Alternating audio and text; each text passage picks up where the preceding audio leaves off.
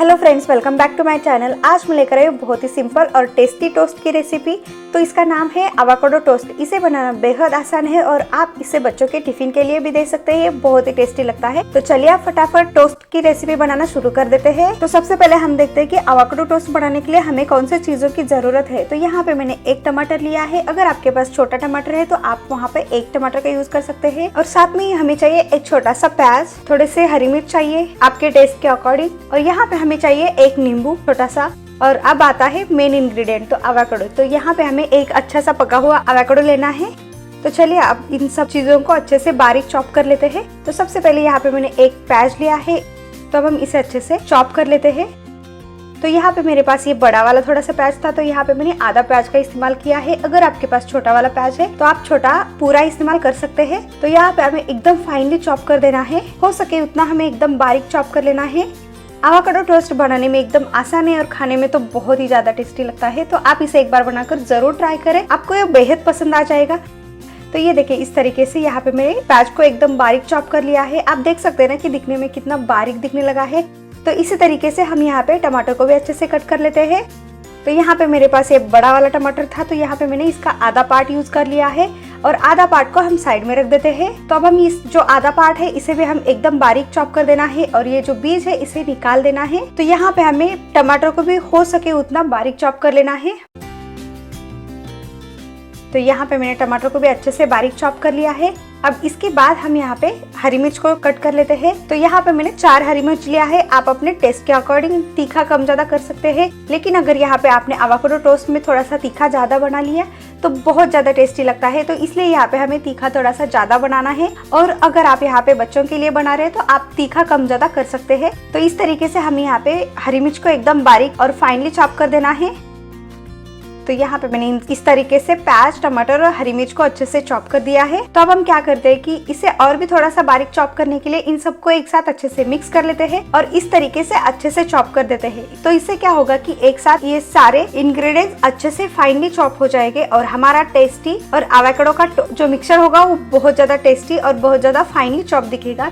तो इसलिए यहाँ पे हमें ये स्टेप करना इम्पोर्टेंट है। इससे प्याज, टमाटर और हरी मिर्च एकदम फाइनली चॉप हो जाता है। तो यहाँ पे ये थोड़ा सा फाइनली चॉप हो जाने के बाद हमें यहाँ पे थोड़ा सा धनिया पत्ता लेना है। तो यहाँ पे मैंने थोड़ा सा धनिया पत्ता लिया है और इसे भी हमें एकदम फाइनली चॉप कर देना है। तो ये देखिए यहाँ पे मैंने इससे भी अच्छे से चॉप कर दिया है। अब हम यहाँ पे इन सबको एक साथ अच्छे से मिक्स करके इसे और थोड़ा सा फाइनली चॉप कर देते हैं। तो ये देखिए यहाँ पे मैंने इन सबको अच्छे से चॉप कर दिया है और यहाँ पे हमारे ये प्याज, टमाटर, हरी मिर्च और धनिया पत्ता एकदम फाइनली चॉप हो चुके हैं। तो अब चलते हैं अगले प्रोसेस में।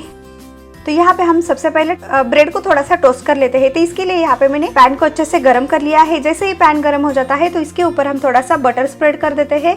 तो यहाँ पे करीबन मैंने आधा चम्मच इतना बटर को अच्छे से स्प्रेड कर दिया है।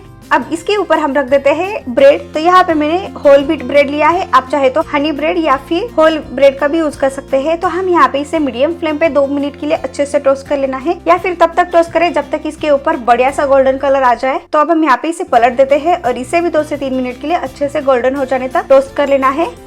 तो ये देखिए यहाँ पे मैंने 3 से 4 मिनट हो जाने के बाद दोनों साइड से अच्छे से टोस्ट कर लिया है और यहाँ पे आप देख सकते हैं कि इसका कलर कितना बढ़िया सा आ चुका है। तो यहाँ पे हमारे ये ब्रेड अच्छे से टोस्ट हो चुके हैं। तो अब हम यहाँ पे इसे एक प्लेट में निकाल देते हैं। तो अब चलते हैं अगले प्रोसेस में। तो यहाँ पे मैंने एक अच्छा पका हुआ आवाकाडो लिया है। अब हम यहाँ पे इसे अच्छे से कट कर लेते हैं। तो यहाँ पे मैं आपको इसका तरीका दिखाती हूँ कि कैसे कट करना है। तो सबसे पहले हम इसे बीच में से कट कर देते हैं। इसके अंदर एक बड़ा सा बीज रहता है तो उसे निकाल देना है। तो ये देखिए इस तरीके से हमें यहाँ पे इसे कट कर देना है। तो अब हम यहाँ पे इसे थोड़ा सा घुमा के सेपरेट कर देते हैं। तो ये देखिए यहाँ पे हमें इस तरीके से इसे अलग कर देना है। अब हम यहाँ पे इसका ये सेंटर का बीज निकाल देते हैं। तो अब हम इसमें अच्छे से कट लगा लेते हैं ताकि इसे निकालने में एकदम आसानी हो जाए। अब हम यहाँ पे एक बाउल लेते हैं और एक बाउल में हम इसका ये सारा कट किया हुआ पार्ट्स को अच्छे से निकाल देते हैं। तो इसी तरीके से हम यहाँ पे ये सेकंड पार्ट को भी अच्छे से निकाल देते हैं। तो ये देखिए यहाँ पे मैंने आवाकाडो को एकदम अच्छे से बारीक चॉप कर लिया है। तो अब हम यहाँ पे इसे स्मैश कर लेते हैं। अगर यहाँ पे आपने अच्छा सा पका हुआ आवाकाडो लिया तो स्मैश करने में एकदम आसानी हो जाती है और इसका टेस्ट भी बहुत ही बढ़िया लगता है। तो इसे हमें एकदम अच्छे से स्मूथ और सॉफ्ट स्मैश कर लेना है। आवाकाडो इजीली अवेलेबल होता है सुपरमार्केट्स में। तो ये देखिए यहाँ पे हमें इस तरीके से इसे अच्छे से स्मूथ और सॉफ्ट स्मैश कर लेना है। तो यहाँ पे आप देख सकते हैं कि इसका पेस्ट कितना परफेक्टली दिखने लगा है। तो अब चलते हैं अगले प्रोसेस में। तो इसमें हम आधा नींबू निचोड़ के डाल देते हैं। तो हमें यहाँ पे नींबू का रस थोड़ा सा ज्यादा ही इस्तेमाल कर लेना है, इससे जो एवोकाडो का पेस्ट है वो काला नहीं पड़ता है। तो ये देखिए यहाँ पे मैंने पूरा आधा नींबू का रस डाल दिया है, और नींबू का रस थोड़ा सा ज्यादा रहने से इसका टेस्ट भी बहुत ही बढ़िया आता है। तो इसमें हम डाल देते हैं आधी छोटी चम्मच नमक, या फिर आप अपने टेस्ट के अकॉर्डिंग नमक डालें। नमक डालने के बाद नींबू और नमक को एवोकाडो को पेस्ट के साथ अच्छे से मिक्स कर देना है।